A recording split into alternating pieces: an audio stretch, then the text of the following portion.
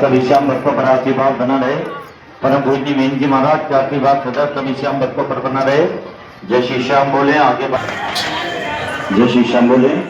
21 रुपए के दान बाबा के मंदिर मान लीजिए। भविष्य के प्रभाव आप पीढ़ी प्रिय अजीत थैली में से बाहर निकालें तभी मंदिर में प्रवेश करें। अब से